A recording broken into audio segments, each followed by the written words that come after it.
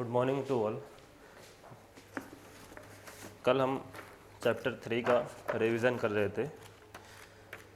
आज हम कुछ क्वेश्चन उसके और देख लेते हैं, उसके बाद हम 4th चैप्टर पे आएंगे। तो चैप्टर 3 में ही एक क्वेश्चन है जिसमें हमें सारणिक ए और सारणिक आव्यूह ए और आव्यूह बी का मान दिया हुआ है। आव्यूह ए हमें दिया हुआ है 4, 2, -5, 1, 0, 3 और एक आव्यूह बी दिया हुआ है हमें 6, -7, 0, -1, 2, 5, 1, 0 और 2। और क्वेश्चन ये कह रहा है कि सिद्ध कीजिए कि ए बी का ट्रांसपोज जो है वो बी ट्रांसपोज ए ट्रांसपोज के बराबर होगा। ये हमें सिद्ध करना है। और कल हमने ये जो गुणधर्म होता है ये हमने लिखा भी था कि ये ऐसा एक गुणधर्म होता है। तो देखो हमें क्या करना है, उसके लिए हमें LHS का मान निकालना है। ये जो LHS है और RHS का मान निकालेंगे और दोनों बराबर आने चाहिए। तो सबसे पहले मुझे A और B आव्यूह को गुणा करना है। तो मैं दोबारा से A और B आव्यूहों को लिख रहा हूँ और फिर मैं इन्हें जो है गुणा करूँगा। तो ये मैंने A और B आव्यूह लिख दिए हैं वापस आपके सामने बोर्ड पे, और इनको मैं गुणा कर रहा हूँ तो मुझे A B मिल जाएगा। उसके बाद मैं उसका ट्रांसपोज कर लूँगा। तो गुणा करना है तो मुझे पता है कि पंक्तियों को स्तंभों से गुणा करना है।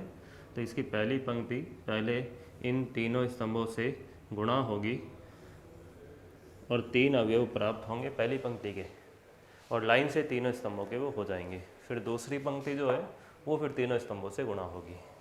तो इस प्रकार से मैं देख रहा हूँ, कल भी मैंने आपको समझाया था कि ये 2/3 का अवयव है और ये वाला 3/3 का है। ये दोनों आपस में गुणा हो रहे हैं, तो बीच वाला 3 हटा दो तो 2/3 का मिलेगा। मीन्स उसके अंदर 2 पंक्तियाँ होगी और 3 स्तंभ होंगे। तो 2 पंक्तियाँ तो आप देख लो कि कितनी साइज की ज़रूरत पड़ेगी। 2 पंक्तियों के लिए इतना बड़ा बॉक्स बहुत है, और 3 स्तंभ होंगे उसके अंदर। ठीक है, तो पहली पंक्ति को पहले स्तंभ से गुणा करूँगा तो मुझे क्या मिलेगा, मुझे 6 को इससे करना है, 2 को इससे करना है और -5 को 1 से करना है और जोड़ना है। तो मुझे मिलेगा 24, 2 -1 से होगा तो -2, -5 1 से होगा तो -5, फिर 4 होगा -7 से। फिर अगले स्तंभ से गुणा कर रहा हूँ तो -28 आएगा, प्लस का 4 आएगा, प्लस का 0 आएगा। फिर तीसरे स्तंभ से गुणा कर रहा हूँ और जोड़ते जा रहा हूँ उन गुणाओं को। 4 0 से गुणा हुआ 0, 2 5 से हुआ 10 और -5 2 से हुआ -10। तो ये 3 अवयव प्राप्त हो गए पहली पंक्ति के। अब बारी आएगी किसको गुणा करने की, दूसरी पंक्ति को गुणा करने की। अब मैं इसको गुणा कर रहा हूँ तीनों स्तंभों से। तो देखो 1 को 6 से, 0 को इससे और 3 को 1 से। तो 6 0 3, यहाँ आएगा -7 0 0, फिर नेक्स्ट आएगा 0 0 6। इस प्रकार से ये मैंने गुणा कर लिया है। मैं फाइनली क्या मिल रहा है वो लिख देता हूँ। ए बी का मान मुझे क्या प्राप्त हो रहा है, यहाँ से आपको दिख रहा है 24 में से जो है 7 घटेगा। तो 24 में से 7 घट जाएगा तो आपके पास कितना बच जाएगा, 17, -28 + 4 कितना हो जाएगा, -24, और 10 - 10 हो जाएगा 0, और 6 + 0 + 3 जो है वो हो जाएगा 9, और नेक्स्ट हो जाएगा -7 और फिर हो जाएगा 6। ये ए भी आ गया। अब करते हैं इसका ट्रांसपोज, जिससे LHS तो आए। ट्रांसपोज करना है तो आपको क्या करना है, पंक्तियों को स्तंभों में इंटरचेंज करना है। तो 17 -24 0 9 -7 6, ये इसे समीकरण 1 लगा देता हूँ। ये ए बी का मान आ गया है। क्लियर हो गया, ए बी का ट्रांसपोज आ गया है। अब हम निकालते हैं, यानी LHS आ गया, अब निकालते हैं RHS। तो उसके अंदर B ट्रांसपोज को और A ट्रांसपोज को गुणा करना है। ये B है, बोर्ड पे लिखा हुआ है। इसका ट्रांसपोज जो आएगा वो मैं यहाँ रखूँगा। ठीक है, डायरेक्ट मैं B ट्रांसपोज रख रहा हूँ। ये जो B है इसका जो ट्रांसपोज आएगा वो मैं यहाँ लिख रहा हूँ। तो B की पंक्तियों को स्तंभ बना दूंगा, और अपने आप ऐसा करने पर ऐसे भी कह सकता हूँ कि स्तंभ को पंक्तियाँ बना रहा हूँ, दोनों में से कुछ भी कह सकते हैं। तो पंक्तियों को स्तंभ बनाकर मैं लिखूँगा। तो 6 -7 0 -1 2 5 1 0 2, ये B ट्रांसपोज हो गया। फिर मुझे रखना है ए ट्रांसपोज, तो ए ट्रांसपोज रखूँगा तो 4 2 -5 1 0 3, ये मैंने ए ट्रांसपोज रख दिया है। एक ही भी मैंने पंक्तियों को स्तंभ बना दिया है। अब मैं इनको गुणा करता हूँ, फिर से गुणा का वही नियम है, पहली पंक्ति को पहले स्तंभ से फिर दूसरे स्तंभ से। अच्छा यहाँ पहले चेक कर लेते हैं, देखो ये 3/3 का है, ये कितने का है 3/2 का है, तो ये 3 हटा दो बीच में से, तो कितने का मिलेगा 3/2 का। 3/2 का मिलने का क्या मतलब हुआ कि उसके अंदर 3 पंक्तियाँ होंगी और 2 स्तंभ होंगे, तो 3 पंक्तियाँ होंगी और 2 स्तंभ होंगे, तो 3 पंक्तियों के लिए थोड़ा मैंने बड़ा बॉक्स ले लिया, 3 पंक्तियाँ आएंगी ना और 2 स्तंभ आएंगे, ठीक है। तो पहली पंक्ति पहले स्तंभ से गुणा होगी, 6 को 4 से करना है 24, -1 को 2 से -2, 1 को -5 से -5, ये एक अवयव हो गया। फिर बारी अगले स्तंभ से गुणा होने की आ रही है, 6 को 1 से 6, -1 को 0 से 0, 1 को 3 से 3, ये हो गया। फिर ऐसे ही अब इसको भूल जाओ, अब सेकंड पंक्ति पे आते हैं। फिर इस सेकंड पंक्ति को गुणा करते हैं दोनों स्तंभों से वापस, -7 को 4 से, -28, 2 को 2 से 4, 0 को -5 से 0। फिर इसको सेकंड स्तंभ से -7 0 0। फिर थर्ड की बारी आ रही है, थर्ड पंक्ति को दोनों स्तंभों से गुणा करना है, तो 0 डायरेक्ट लिख रहा हूँ मैं, आप देखते रहें, 10 -10। फिर सेकेंड स्तंभ से गुणा कर रहे हैं हम, 0 0 6, इस प्रकार से प्राप्त हो रहा है। इस चीज़ को मैं सॉल्व करके लिखता हूँ आपके सामने। 24 में से फिर से जो है 7 घटेगा तो 17 बचेगा, 6 + 3 9 हो जाएगा, -28 + 4 -24 हो जाएगा, ये -7 हो गया, ये आपका 10 - 10 0 हो गया और ये 6 हो गया। समीकरण 2 लगा देता हूँ। तो समीकरण 1 और 2 से हम क्या प्राप्त कर रहे हैं, आप देखो सेम मान आ रहा है ना। समीकरण 1 में तो हमने ये इसका मान निकाला था और समीकरण 2 में हमने जो है इसका मान निकाला था, और हम क्या देख रहे हैं कि ए बी का जो ट्रांसपोज है वो किसके बराबर आ रहा है, बी ट्रांसपोज ए ट्रांसपोज के बराबर। समीकरण 1 और 2 से ये क्वेश्चन जो है सिद्ध हो गया। बहुत आसान क्वेश्चन है ये, लास्ट ईयर एग्ज़ाम में आया हुआ भी है। फिर आगे देखते हैं हम, नेक्स्ट क्वेश्चन पे बढ़ते हैं। अब कुछ क्वेश्चन हमें इस चैप्टर के करने हैं, उसके बाद हम 4th चैप्टर पे आएंगे। वैसे सभी को ये चैप्टर इजी लगता है, फिर भी मैं कुछ क्वेश्चंस इसके एक्सप्लेन कर रहा हूँ। जैसे हम देखते हैं इसके बाद अब क्वेश्चन नंबर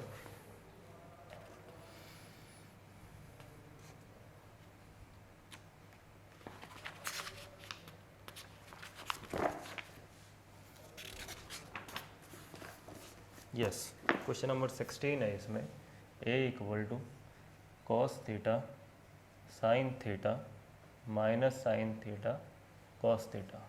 इसने कहा है a × a ट्रांसपोज ज्ञात कीजिए। बहुत आसान क्वेश्चन है, a और a ट्रांसपोज को गुणा करना है, आप सभी कर सकते हैं। a लिख देता हूँ पहले मैं, cos theta sin theta minus sin theta cos theta. फिर लिख देता हूँ a transpose, AT means a transpose परिवर्त अवयव, तो पंक्ति को स्तंभ बनाकर लिखूंगा मैं, cos theta sin theta minus sin theta cos theta, ये मैंने लिख दिया। अब इनको गुणा करते हैं हम। देखो पहली पंक्ति को पहले स्तंभ से करता हूँ तो क्या मिलेगा, cos cos से, sin sin से, cos square theta plus sin square theta. फिर पहली पंक्ति दूसरे स्तंभ से, तो cos होगा माइनस sin से, तो माइनस cos sin, और sin होगा cos से तो प्लस sin cos। फिर बारी आएगी दूसरी पंक्ति की, तो इसको गुणा करना इससे, तो minus sin cos plus cos को sin से cos sin। फिर दूसरी पंक्ति को दूसरे स्तंभ से, तो माइनस sin से, तो sin स्क्वायर, और cos cos से cos स्क्वायर। देखो cos square plus sin square 1 होता है, सभी का पड़ा हुआ है। अच्छा ये कैंसिल हो जाएंगे, sin cos ही, एक प्लस में एक माइनस में, यहाँ भी एक प्लस में एक माइनस में कट जाएंगे, ये भी 1 हो जाएगा। 1 0 0 1 मिल रहा है, मीन्स क्या प्राप्त हो रहा है, इकाई अवयव प्राप्त हो रहा है। तो ये क्वेश्चन का आंसर हो गया। a × a ट्रांसपोज का मान निकालना था, इकाई अवयव आ रहा है। अच्छा एक प्रॉपर्टी भी है, एक गुणधर्म भी है कि a और a ट्रांसपोज को जिस अवयव में गुणा करें और इकाई अवयव आए, इस तरह के उस a अवयव को हम लांबिक अवयव बोलते हैं। ये कौन सा अवयव कहलाएगा, ये लांबिक अवयव कहलाएगा। इंग्लिश में इसे हम जो है ऑर्थोगोनल मैट्रिक्स भी बोलते हैं। हालांकि एग्ज़ाम में कोई नहीं पूछेगा, बस मैं आपको बता रहा था, ये क्वेश्चन आ गया इसलिए कि ए और ए ट्रांसपोज को हम गुणा करने से यदि किसी अवयव में इकाई अवयव प्राप्त हो रहा हो तो इस तरह का अवयव को लांबिक अवयव या हम ऑर्थोगोनल मैट्रिक्स भी कहते हैं। तो ये क्वेश्चन हो गया है। उसके बाद आगे बढ़ते हैं। एक क्वेश्चन और है बुक में विविध का, जो 7th क्वेश्चन है वो देखते हैं। क्वेश्चन क्या है? क्वेश्चन ये है कि अवयव ए की आपको कोटि दी हुई है, ए जो है उसकी आपको कोटि दी हुई है 3 × 4। 7th क्वेश्चन में समझा रहा हूँ। और उसने ये कहा है कि बी इस तरह का अवयव है कि ए ट्रांसपोज बी और ए बी का ट्रांसपोज दोनों ही परिभाषित है। ए ट्रांसपोज बी और ए बी का ट्रांसपोज ये दोनों चीज़ें परिभाषित है। बी इस तरह का अवयव है, तो बी की कोटि क्या है? क्वेश्चन ये है कि बी की कोटि क्या है, ये बतानी है हमारे को। क्वेश्चन आपके समझ में आ गया होगा। ए की कोटि आपको दी हुई है और ये कहा हुआ है कि बी इस तरह का अवयव है कि ए बी का ये ए ट्रांसपोज बी और ए बी ट्रांसपोज ये दोनों तरह के गुणा संभव है, तो बी की कोटि क्या है वो उसका हमें जवाब देना है। तो देखो आंसर मैं बता रहा हूँ। हमें ए की कोटि दी हुई है, क्लियर है आपके सामने। बी की कोटि मैं मान लेता हूँ कि इसी कोटि m × n है, ये मैंने मान ली। अब ये क्लियर हो गया होगा आपके, ठीक है। अब देखो सबकी कोटि लिख रहा हूँ मैं। ए की तो दी हुई है 3 × 4, बी की हमने मान ली है m × n। अच्छा अभी ये बताओ ए टी यानी ए ट्रांसपोज की कोटि क्या होगी? जब इसकी 3 × 4 है तो उसकी क्या होगी? 4 × 3। और बी ट्रांसपोज की कोटि क्या होगी? n × m। तो ये मैंने चारों की लिख दी है। अब ये बताओ ए ट्रांसपोज और बी कब गुणा हो सकते हैं? यहाँ एक बार इनकी कोटियाँ पास में लिख लेता हूँ ताकि आपको समझ में आ जाए। इसी कोटि क्या है? 4 × 3। इससे क्या है? बी वाले की m × n।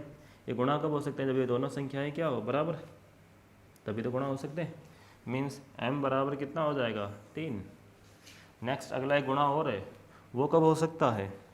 एक गुणा और है वो कब हो सकता है? ए और बी का ट्रांसपोज। देखो ए की कोटि क्या है वो लिख देता हूँ मैं, ये रही 3 × 4।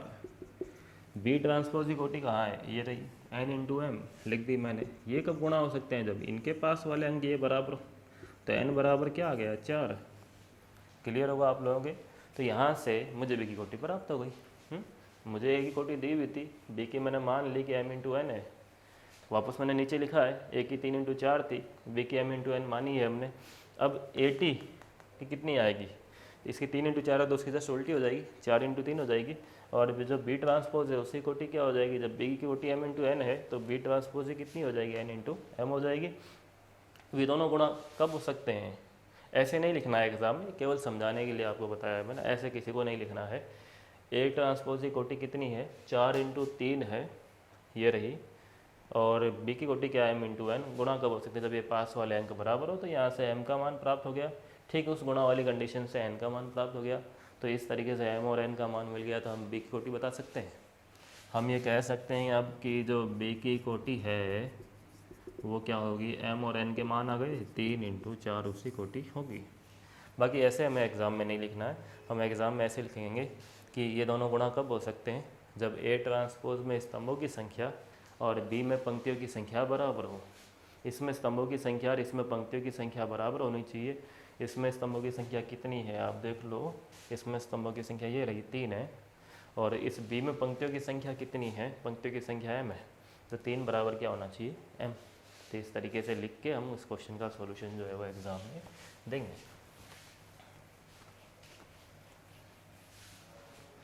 बाकी मैंने कल भी आपसे कहा था इसमें कुछ क्वेश्चन बड़े बड़े हैं, वो एग्ज़ाम में बिल्कुल नहीं आएंगे, उनको आप चाहे तो छोड़ सकते हैं।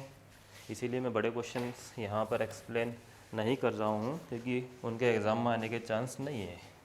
एक क्वेश्चन 3.2 का 14th क्वेश्चन है, उसको देखते हैं क्या है। एक अवयव दिया हुआ है 1 0 2 -1 -3 4। ये गुणा हो रहा है a से और बराबर में लिखा हुआ है 1 -4 3 -2 -10 6 और 13 20 -9। अब कहा हुआ है ए का मान ज्ञात करो क्या आएगा। हमें क्या कहा हुआ है कि ए का मान ज्ञात करो क्या आएगा। तो हमें ए का मान बताना है कि क्या आएगा। तो देखो ए का मान हम ज्ञात करते हैं क्या आएगा। तो ये एक संख्या नहीं है कि मैं इस ए को अंदर गुणा कर लूँ सबसे। ये एक आव्यूह है जिसका हमें मान ज्ञात करना है। तो सबसे पहले तो ये आव्यूह है तो ये किसी कोटि का होगा, 2 × 3 का, 3 × 2 का, या कोई ना कोई कोटि इसकी होगी। तो पहले वो सोचते हैं कि इसकी कोटि क्या है। तो वो कैसे सोचना है हमें। देखो ये अवयव कितने कोटि का है जो यहाँ पास में रखा हुआ है, 3 × 2 का है। अब इसका हमें देखना है कि ये कितने का होगा, क्लियर है। और मिल कितने का रहा है, 3 × 3 का मिल रहा है। तो अब सोचो इससे जो गुणा हो रहा है वो कब हो सकता है, जब यहाँ 2 है तो उसमें भी शुरू में क्या हो, तो क्लियर हो गया। ये तो शुरू में 2 होना चाहिए तभी तो ये दोनों गुणा हो सकते हैं ना, पास पास वाले अंक बराबर होने चाहिए। ये समझा दिया मैंने आप लोगों को। और इनको गुणा कर रहे हैं हम और मिल 3/3 का रहा है। तो ये बीच वाले 2 अंक हटा दूँ उसके बाद ही तो जो मिलने वाला भी मिलेगा। तो यहाँ भी क्या आना चाहिए, 3 आना चाहिए ना, तभी तो ये 3/3 बचेगा जो मिल रहा था। वापस से समझा रहा हूँ मैं, मुझे एक ही कोटि दी हुई थी, ये अवयव दिया हुआ था 3 × 2, सॉरी ये वाला जो फर्स्ट अवयव ये दिया हुआ था 3 × 2। ए को मुझे पता करना है कि किस कोटि का होगा, ठीक है। और ये 3 × 3 का है। अब अभी बताओ जो इससे ये गुणा हो रहा है उसमें पास वाले अंक दोनों बराबर होने चाहिए ना, तो शुरू में इसके 2 आएगा। अब गुणा होने के बाद 3/3 का मिल रहा है तो लास्ट में यहाँ 3 आएगा। तो ये मुझे इस चीज़ से समझ में आ गया कि जो ए है उसकी कोटि जो है 2 × 3 होगी। ये 2 × 3 इसकी कोटि होगी। तो मैं ए को 2 × 3 का अवयव मानता हूँ। क्लियर हो गया आप लोगों की। ए को मैं मानता हूँ इसीलिए लेट, या मैंने माना 2 × 3 कोटि का ABCDEF ये अवयव है ए। मुझे पहले डिसाइड करना था किस कोटि का, वो मैंने कर लिया। अब इसे मैंने मान लिया है। अब मैं इसे वहाँ रखता हूँ। मुझे ए अवयव ज्ञात करना है, पहले मुझे इसे यहाँ रखना पड़ेगा, रख के फिर मुझे गुणा करना पड़ेगा और फिर तुलना होगी, और तब जाकर जो है हम मान निकाल पाएंगे ABCDEF इन सब का। देखो गुणा करता हूँ मैं, पहली पंक्ति को पहले स्तंभ से गुणा करता हूँ इससे, तो मुझे A+0 मिलेगा। फिर पहली पंक्ति को दूसरे स्तंभ से B+0, फिर तीसरे स्तंभ से C+0। फिर बारी आएगी दूसरी पंक्ति की, वापस तीनों स्तंभों से गुणा करने की।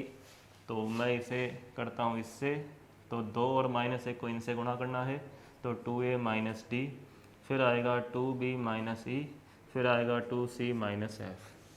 फिर बारी आएगी तीसरी पंक्ति की इसकी, तो -3A + 4D -3B + 4E -3C + 4F। ये मैंने कंप्लीट गुणा लिख दिया है।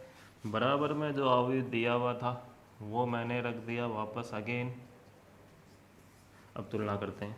अब तुलना करने से क्या होगा, कंपेयर कर रहे हैं, कंपैरिजन में कर रहा हूँ, तुलना कर रहा हूँ, तो क्या होगा, सबको इनके संगत अवयवों को आपस में बराबर करना है। तो पहला अवयव इसका ए है, बराबर होगा 1 के, तो ए का मान मिल गया। फिर सेकंड अवयव बराबर किए तो बी का मान मिल गया। फिर लास्ट वाले अवयव बराबर किए तो सी का मान मिल गया। इस प्रकार से अब आगे बढ़ते हैं। ये तो पहली पंक्ति को बराबर करने से मिला। अब दूसरी पंक्ति पे आते हैं, तो 2A - D बराबर क्या आएगा, वहाँ से 2A - D बराबर -2 आएगा। और 2B - E बराबर 2B - E बराबर -10, और 2C - F बराबर 6। तुलना कर ली मैंने, इन तीनों के बराबर कर दिया। अच्छा ABC के मान मिले हुए थे वो यहाँ काम में ले लेंगे। ए का मान 1 था वो यहाँ रख दूँगा। 1 रखने के बाद मुझे जो है डी का मान मिलेगा यहाँ से। यहाँ जब 1 रख दोगे तो डी का मान आप देख सकते हैं, बहुत आसान है, कितना मिल जाएगा 4। यहाँ बी का रख दूँगा -4, और इस तरीके से करने से ई का मिलेगा, इस समीकरण से एफ़ का मिल जाएगा। वो सब आप निकाल लेना, कोई ख़ास बात नहीं है। तो ऐसे जैसे ही आपको ये सब इन 6 के मान आ जाएंगे, A B C D E F के, ये 6 के 6 मान मैं यहाँ रख दूँगा, तो मुझे जो आव्यूह ए ज्ञात करना था वो जो है प्राप्त हो जाएगा। तो इजी सा क्वेश्चन था, कुछ भी दिक्कत नहीं आएगी मेरे हिसाब से। एक क्वेश्चन मैं आपको और समझाता हूँ, वो है गणितीय आगमन वाला। 3.2 का क्वेश्चन नंबर 15 है, गणितीय आगमन वाला क्वेश्चन है।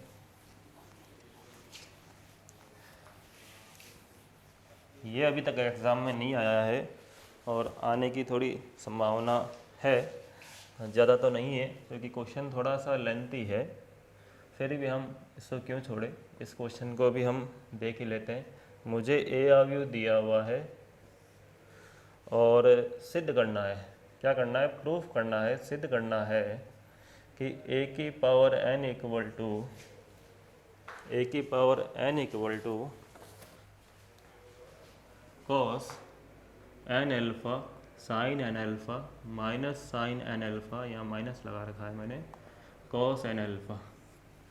तो ये मुझे सिद्ध करना है, ठीक है। अब गणितीय आगमन के सिद्धांत से होगा, गणितीय आगमन का जो सिद्धांत है उससे होगा।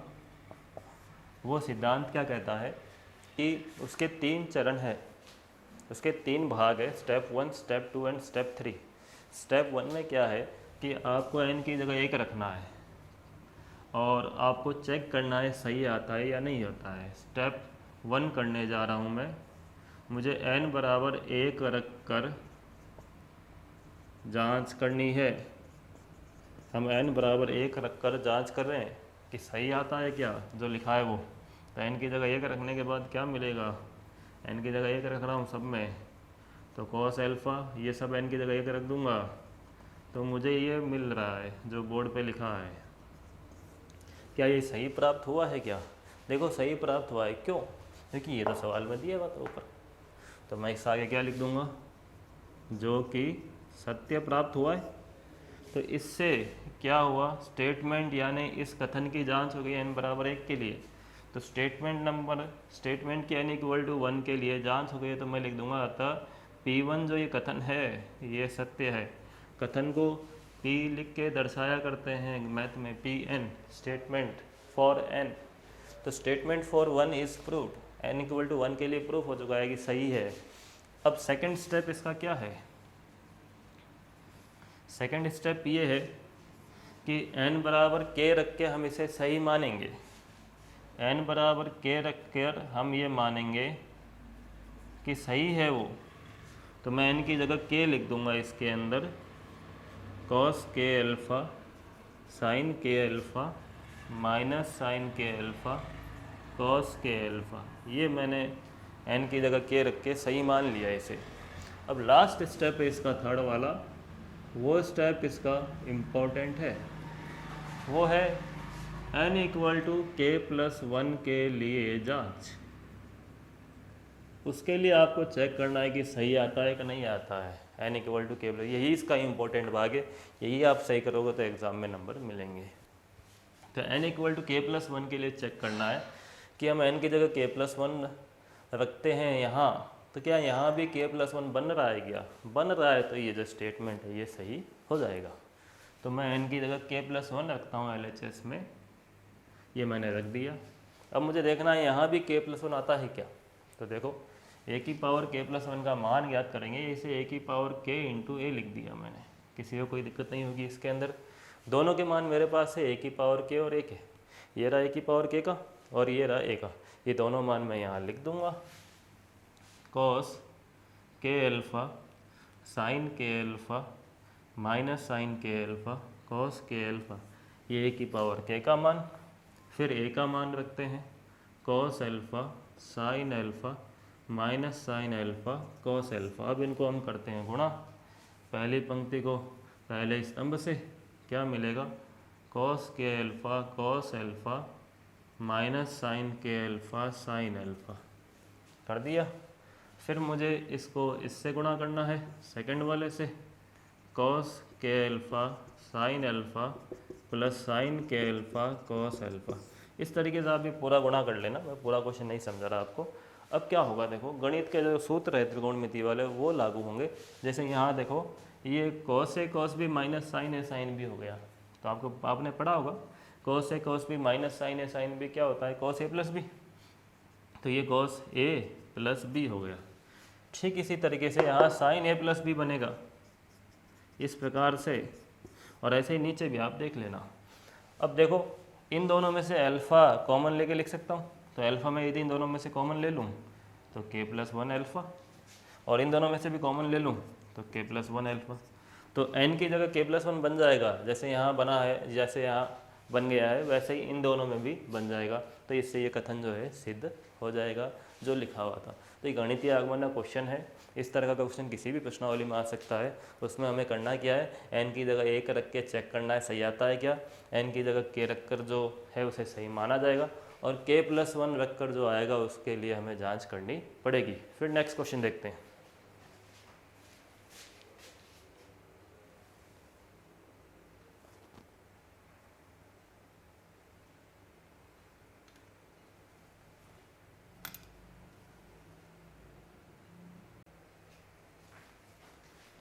हाँ, तो नेक्स्ट क्वेश्चन हम हमारा देखते हैं क्या है।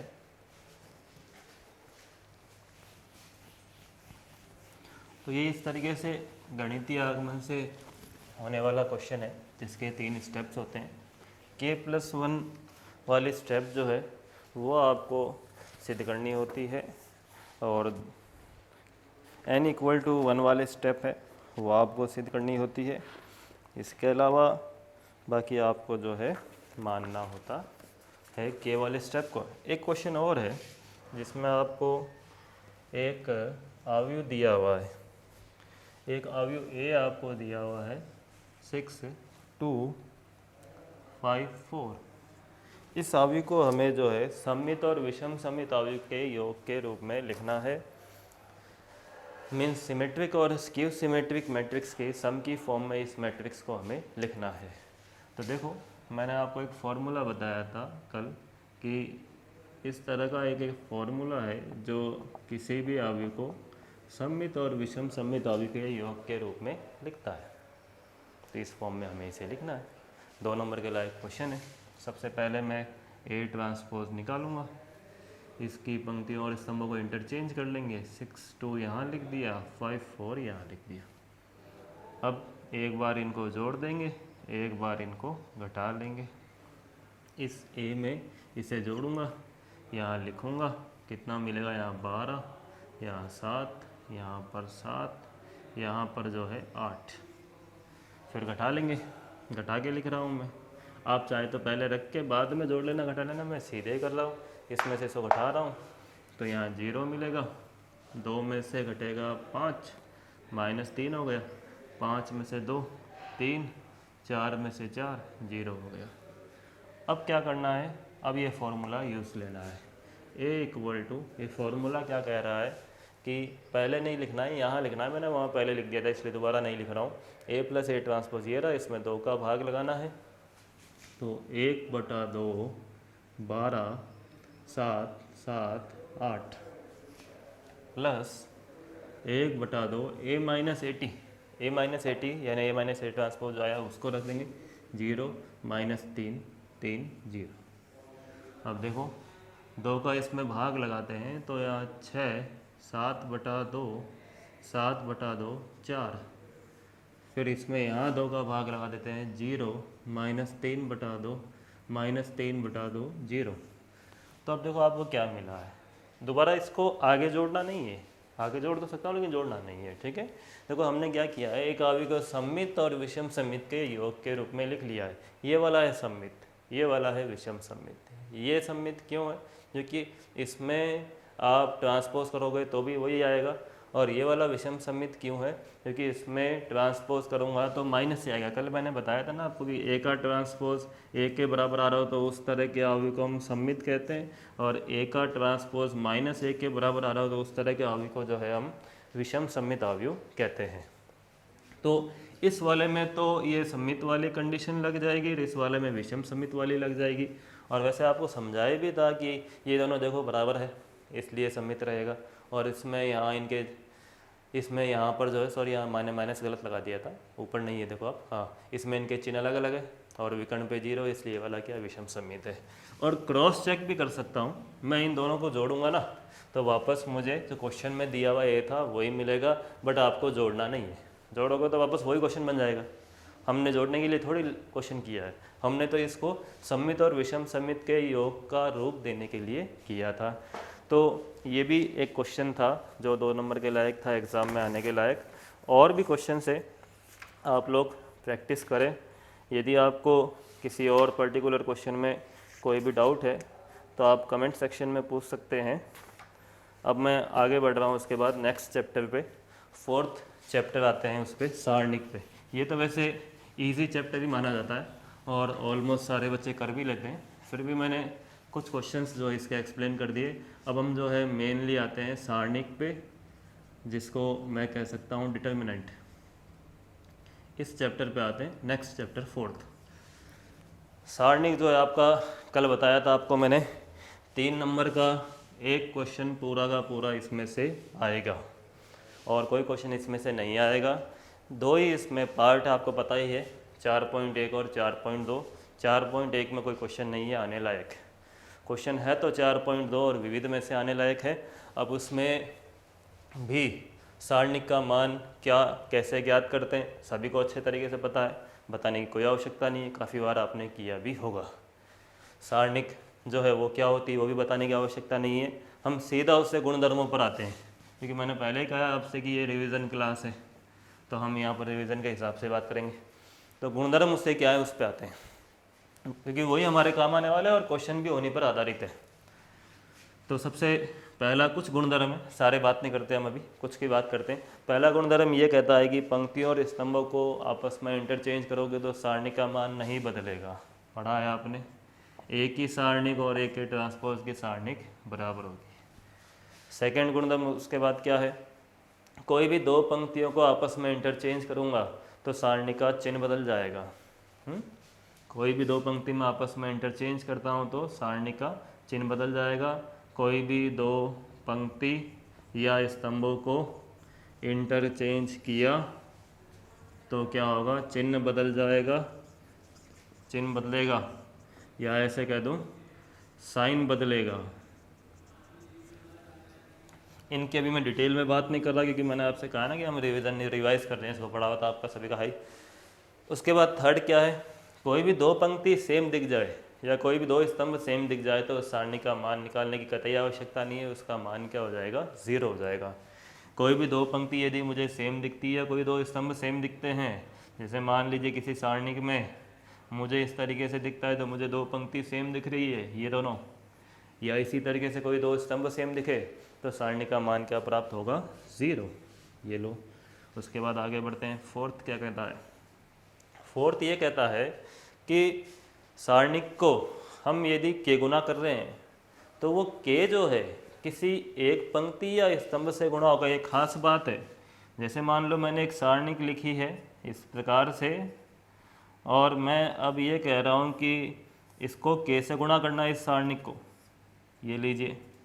अब क्या होगा, अब ये जो के है ना, आव्यूह में क्या होता था कि ये सभी संख्याओं से गुणा होता था, यहाँ सबसे नहीं होता है। यहाँ ये किसी एक पंक्ति या किसी पूरे एक स्तंभ में होगा। इसको चाहे तो आप इस सेकंड पंक्ति में कर दो, चाहे थर्ड पंक्ति में कर दो, चाहे किसी फर्स्ट स्तंभ में, सेकंड स्तंभ में कर दो, किसी भी एक स्तंभ में किया, किसी भी एक पंक्ति में गुणा करना है। अब क्वेश्चन ये किस में करें, वो क्वेश्चन हमें समझाएगा। जब हम क्वेश्चन करेंगे तब हमें पता चलेगा कि ये जो गुणा करना होता है ये किस पंक्ति या स्तंभ में करना होता है। तो करना लेकिन एक पंक्ति या एक स्तंभ में ही है इसे। जैसे मैंने इसे फर्स्ट पंक्ति में किया तो के ए, के बी, के C, X Y Z, P Q R इस प्रकार से मिल जाएगा। या मैं इसे सेकंड पंक्ति में कर सकता हूँ, मैंने आपसे कहा ना। ठीक यही चीज़ जो है कॉमन लेने के लिए भी लागू होती है। कॉमन भी मुझे आव्यूह से लेना है तो हर पंक्ति या सारणिक से लेना है तो हर पंक्ति या स्तंभ का अलग अलग जो है कॉमन आएगा। जैसे मैंने कोई सारणिक लिखी है, अब ये आव्यूह होता तो 2 एक बार ही कॉमन आता। अब ये सारणिक है तो क्या होगा कि हर पंक्ति का अपना एक अलग कॉमन आता है। तो इस पंक्ति का कॉमन उठा लेता हूँ मैं, इसमें से 2 ले लिया कॉमन, ये लो, और इस पंक्ति से अलग कॉमन उठाया जाएगा, 2 इसमें से ले लिया, ये लो। इस तरीके से यहाँ क्या मिला, 1 2 3 4 यहाँ बच रहा है। क्लियर हो गया।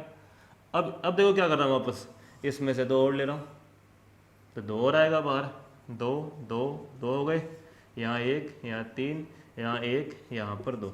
ये केवल समझाने के लिए ही मैंने इस तरह का एग्जाम्पल लिया है कि भाई हमें गुणा करना है तो भी एक पंक्ति या एक स्तंभ में होगा, और कॉमन भी हर पंक्ति या स्तंभ का अलग अलग जाता है। जैसे मेरे पास कोई अवयव हो, यहाँ पर 2 है, यहाँ 6 है, यहाँ 5 है, यहाँ 7 है, तो इस पंक्ति में से 2 कॉमन ले लेंगे। तो इस तरीके से ये गुणा और कॉमन लेने का रूल है। फिर हम आते हैं 5th पॉइंट पे। हमारा 5th तो हो गया ये कॉमन लेने वाला। 6th पॉइंट क्या कहता है कि कोई भी पंक्ति या स्तंभ 2 अवयवों के योग के रूप में है तो उसे हम 2 सारणिकों का योग बना लेंगे। हाँ, जैसे मेरे पास इस तरीके से लिखा हुआ है, मान लीजिए ये एक सारणिक लिखी हुई है। अब मैं इसे 2 सारणिकों का योग का रूप दूंगा, और उन दोनों सारणिकों में क्या होगा, उन दोनों सारणिकों में जो है ये सेम रहेंगे एज इट इज़। यहाँ P Q R X Y Z, P Q R X Y Z, यहाँ पर A B C, यहाँ 1 2 3। देखो ये जो 2 अवयवों के योग के रूप में थी ना, ये डिस्ट्रीब्यूट हो जाएगी आधी आधी, एक घटक यहाँ और दूसरा वाला यहाँ, बाकी सेम रहेगा। ऐसे ये 3 3 के योग के रूप में होती तो 2 सारणिक की जगह 3 सारणिक बन जाती। आव्यूह में ऐसा नहीं होता है, आव्यूह बिल्कुल अलग था, ये सारणिक का काम है। एक 7th पॉइंट और पढ़ते हैं, वो क्या है कि आव्यूह में सारणिक में किसी भी पंक्ति में किसी अन्य पंक्ति का कितना भी गुणा जोड़ सकते हैं। ये चीज़ स्तंभ के लिए भी लागू होती है, समझ गए। जैसे मैंने मान लीजिए ये सारणिक लिखी है इस प्रकार से। अब मैं इसमें किसी भी पंक्ति में किसी भी पंक्ति का कितना भी गुणा जोड़ सकता हूँ। क्या कर सकता हूँ मैं, किसी भी पंक्ति में किसी भी पंक्ति का कितना भी गुणा जोड़ सकता हूँ। जैसे इस पंक्ति में मान लीजिए 2nd पंक्ति में मेरी इच्छा हो गई 1st पंक्ति का 3 गुणा जोड़ना है, तो मैं ये काम कर सकता हूँ। हाँ, मेरी क्या इच्छा हो रही है कि मैं 2nd पंक्ति में क्या करूँ, इस 1st पंक्ति का 3 गुणा जोड़ूँ, तो मैं ये काम कर सकता हूँ। देखो कैसे, क्यों कर सकता हूँ। जैसे मैं करूँगा तो क्या आएगा, P + 3A Q + 3B R + 3C, ये मैंने कर दिया, ये काम मैं कर सकता था। अब ऐसा करने क्यों किया है मैंने, वो तो क्वेश्चन करेंगे तब समझ में आएगा। बाकी ऐसा क्यों कर सकते हैं, इसलिए कर सकते हैं क्योंकि जब आप इसकी फिर से दोबारा 2 सारणिकें बनाओगे तो एक सारणिक का मान 0 हो जाएगा और यही बच जाएगा। इससे 2 सारणिकें बनेगी ना, क्योंकि ये 2 के घटक के रूप में है ना।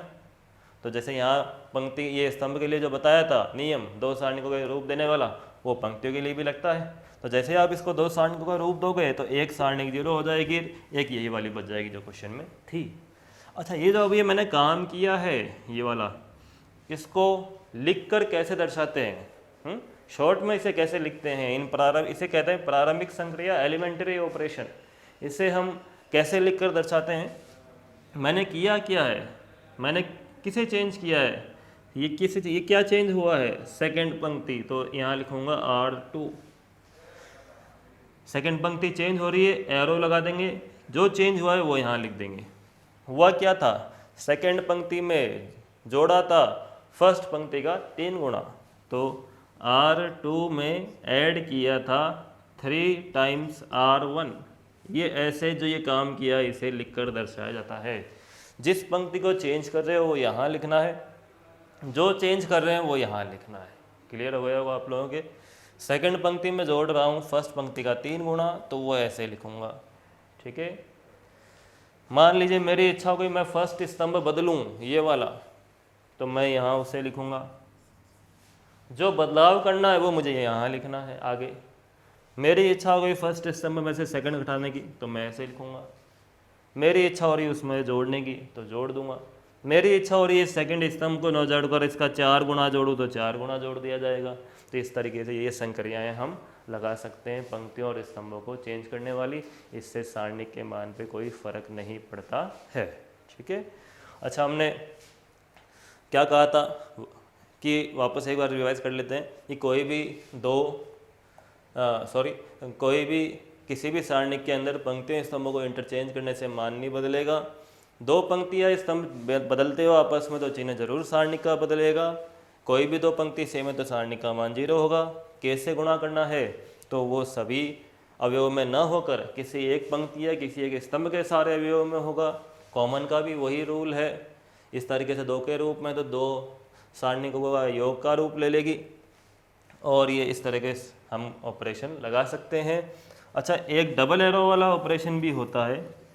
डबल एरो का मतलब क्या है, जैसे मैंने ऐसे लिख दिया डबल एरो, इसका मतलब क्या आपने पढ़ा होगा कि पहला और तीसरा जो पंक्ति है ये जो ये लिखी हुई है, इनको आपस में उलटना चाह रहे हैं, यानी इनको इंटरचेंज करना चाह रहे हैं।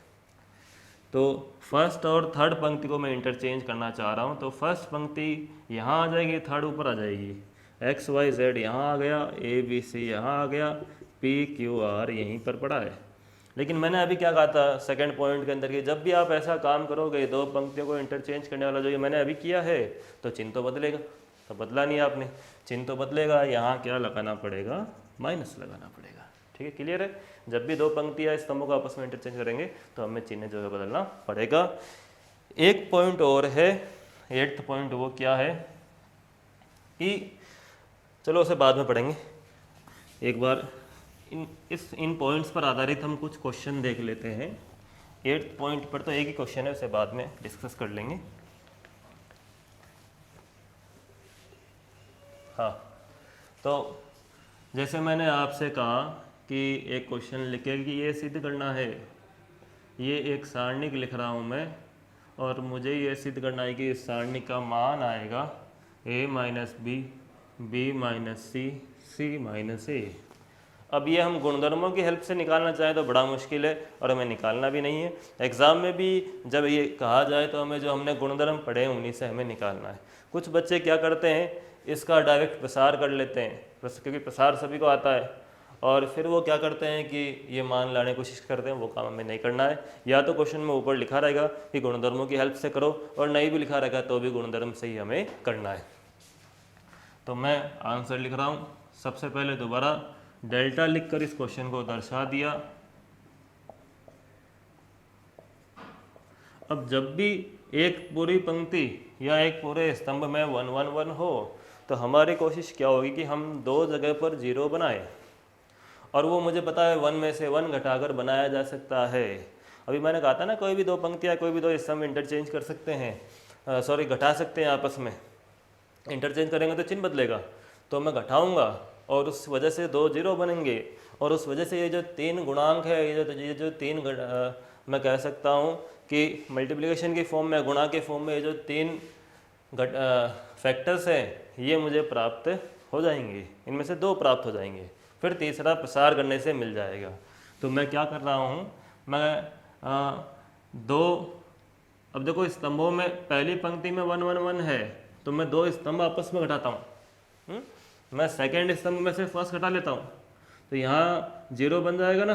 क्या कर रहा हूँ, मैं सेकंड स्तंभ को चेंज कर रहा हूँ, और क्या कर रहा हूँ, सेकंड में से फर्स्ट माइनस कर रहा हूँ। तो ऐसे लिखूंगा मैं, जिस स्तंभ को चेंज कर रहे हो वो यहाँ लिखना है, जो चेंज आ रहा है वो यहाँ लिखना है, सेकंड स्तंभ माइनस फर्स्ट स्तंभ। तो ये मैंने लिख दिया। ठीक इसी तरीके से मैं थर्ड स्तंभ चेंज करना चाह रहा हूँ, उसमें से भी फर्स्ट माइनस करना चाह रहा हूँ, तो ये मैंने लिख दिए। अब ये काम मैं यहाँ कर लेता हूँ। फर्स्ट स्तंभ चेंज नहीं हो रहा है, वैसा का वैसा मैंने लिख दिया। सेकंड और थर्ड स्तंभ जो है वो चेंज हो रहे हैं। सेकंड स्तंभ में से फर्स्ट घट रहा है, थर्ड में से फर्स्ट घट रहा है, हम घटा लेते हैं। यहाँ 0, यहाँ b माइनस ए, यहाँ बी स्क्वायर माइनस ए स्क्वायर, यहाँ 0, यहाँ c माइनस ए, और यहाँ c स्क्वायर माइनस ए स्क्वायर। अब ये 2 0 बन गए ऐसा करने से, क्लियर है ना। अब जो ये 3 यहाँ पर फैक्टर हैं, उनमें से 2 प्राप्त भी होंगे ऐसा करने से। कैसे प्राप्त होंगे, क्या आपको पता नहीं है, बी स्क्वायर माइनस ए स्क्वायर को हम जो है बी प्लस ए इंटू बी माइनस ए लिख सकते हैं ना। तो नेक्स्ट लाइन में मैं जो है ये काम कर लेता हूँ। यहाँ मैं इसको बी प्लस ए इंटू बी माइनस ए लिख देता हूँ।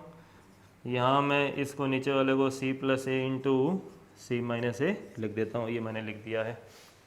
चलिए अब देखो, मैंने अभी कहा था ना कॉमन एक पंक्ति या एक स्तंभ से लेना है, तो इस स्तंभ में से बी माइनस ए कॉमन लूँगा, यहाँ दोनों जगहों पर है, ये तो जीरो है इसलिए कोई फ़र्क नहीं पड़ रहा है।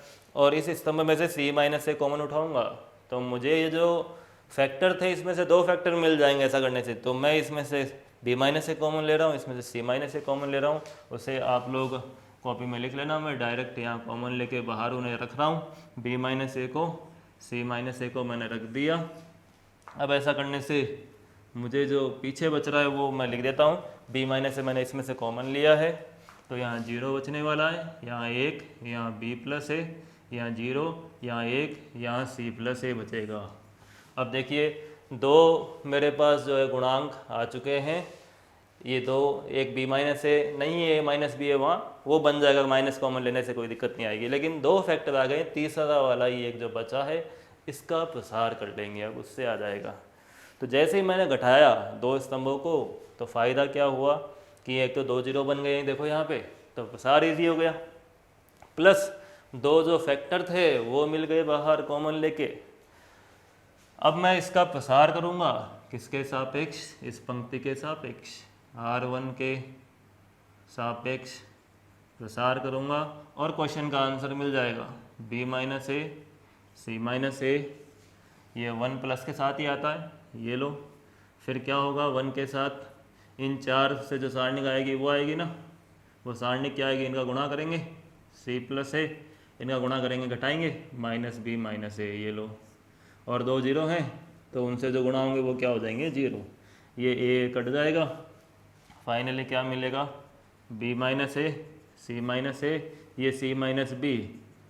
अब देखो मैं इसमें से ले लेता हूँ माइनस कॉमन, तो ये b माइनस सी बन जाएगा, और माइनस ही इसमें से कॉमन ले लेता हूँ, ये a माइनस बी बन जाएगा। वो दो माइनस क्या बन जाएंगे, प्लस बन जाएंगे फाइनली, है कि नहीं। इसमें से भी माइनस कॉमन ले रहा हूँ, इसमें से माइनस कॉमन ले रहा हूँ, तो माइनस माइनस तो प्लस हो गए, प्लस हो गए, ये लो। तो ये a माइनस बी बन गया, ये b माइनस सी बन गया, और c माइनस ए आ गया लास्ट में। तो दो जगहों से माइनस कॉमन लिया इसलिए बाहर माइनस भी नहीं आया, तो फाइनली मुझे आंसर मिल गया। तो इस प्रकार से गुणधर्मों का हमें हेल्प लेना होता है, दो पंक्तियों को घटाने का, दो स्तंभों को घटाने का या जोड़ने का, या किसी पंक्ति में किसी स्तंभ का कुछ गुणा जोड़ने का, इस तरीके से। तो अच्छा, यदि यहाँ ऐसा ना होता और 1 1 1 यहाँ होते और ए बी सी यहाँ होता और ए स्क्वायर बी स्क्वायर सी स्क्वायर यहाँ होता, तो भी क्वेश्चन तो यही होता और सेम ही आंसर होता, क्योंकि जो इस सारणी का मान प्राप्त हो रहा है वो इसका प्राप्त होगा, ये तो उसका ट्रांसपोज ही है, तो इसका भी मान वही आएगा। लेकिन जब यहाँ स्तंभ घटाने से जीरो बन रहे थे, अब यहाँ पंक्तियाँ घटाने से जीरो बनेंगी। इस सेकंड पंक्ति में से फर्स्ट घटा लेंगे और थर्ड में से फर्स्ट घटा लेंगे, तो इन दोनों जगहों पर जीरो बन जाएगा। क्लियर हो गया होगा आप लोगों के। सी की जगह आर वाली संक्रियाएं आएगी। अच्छा, एक कुछ बच्चे क्या गलती करते हैं जल्दबाजी में, कि ये कहा गया है कि सेकंड स्तंभ में से फर्स्ट स्तंभ घटाना है, तो वो लोग क्या करते हैं कि सेकंड स्तंभ में से फर्स्ट स्तंभ घटाना है तो यहाँ जीरो लिख लेते हैं, लेकिन यहाँ घटाना भूल जाते हैं। ये गलत हो गया अब आपका। भाई आपको कहा है कि सेकंड स्तंभ में से फर्स्ट स्तंभ घटाओ, मीन्स इस पूरे स्तंभ में से ये फर्स्ट स्तंभ घटाना है, मतलब एक में से एक, बी में से ए और बी स्क्वायर माइनस में से ए स्क्वायर, तो ये हमें नहीं भूलना है घटाना। इस तरीके से ये पूरा स्तंभ या पूरी पंक्ति घटेगी या जुड़ेगी, जो भी कहा जाता है वो करने के लिए। तो ये क्वेश्चन हो गया है। इसी तरह का एक क्वेश्चन और मेरे माइंड में आ रहा है, वो भी हम देख लेते हैं। यहाँ पर क्यूब कर दिया जाए तो फिर 3 की जगह 4 फैक्टर आएंगे, एक फैक्टर और आएगा A B plus B C plus A C, या हम कह सकते हैं सी ए। तो वही काम हमें करना है जो अभी हम कर रहे थे, घटाने वाला, जिससे 2 जीरो बने, और ऐसा करेंगे तब हमें जो है 2 फैक्टर भी मिल जाएंगे और 2 जगहों पर जो है जीरो भी बन जाएगा। तो मैं फिर से वही घटाने वाला काम करता हूँ, C2 chain C2 minus C1, C3 chain C3 minus C1। तो उससे क्या बनेगा, यहाँ 0, यहाँ b माइनस ए, यहाँ b cube minus a cube, यहाँ 0, यहाँ c माइनस ए, यहाँ c cube minus a cube, यहाँ 1a क्यूब। यस। अब देखो, अब आते हैं वापस, b माइनस ए कॉमन उठाना है। कुछ बच्चे क्या करते हैं कि इसमें से b माइनस ए कॉमन उठा लेते हैं और लिखते हैं यहाँ बी स्क्वायर माइनस ए स्क्वायर। कैसे बचेगा? कोई ऐसे थोड़ी बचता है। पहले इसमें फॉर्मूला लगाएंगे, कौन सा? ए क्यूब माइनस बी क्यूब का और ए क्यूब प्लस बी क्यूब के दो फार्मूले होते हैं, आप लोगों ने पढ़े होंगे। इसमें आता है A minus B A square plus A B plus B square, इस तरह का फॉर्मूला है ये। और ये भी आपने पढ़ा होगा, अभी काम नहीं आ रहा है फिर भी मैं लिख रहा हूँ। ये इस तरह के दो फार्मूले हैं जो आप लोगों ने पढ़े होंगे। तो ऊपर वाला फार्मूला हमारे काम आ रहा है, वो मैं लगाऊंगा यहाँ पे। तो मैं नीचे लिख देता हूँ उससे क्या बन रहा है, उसके बाद हमें कॉमन लेना है। तो यहाँ बनेगा b minus a b square plus A B plus a square, यहाँ 0 है, यहाँ c माइनस ए, यहाँ बनेगा c माइनस ए और c square plus A c plus a square. Yes. अब इसमें से जाएगा b माइनस ए कॉमन और इसमें से जाएगा c माइनस ए कॉमन।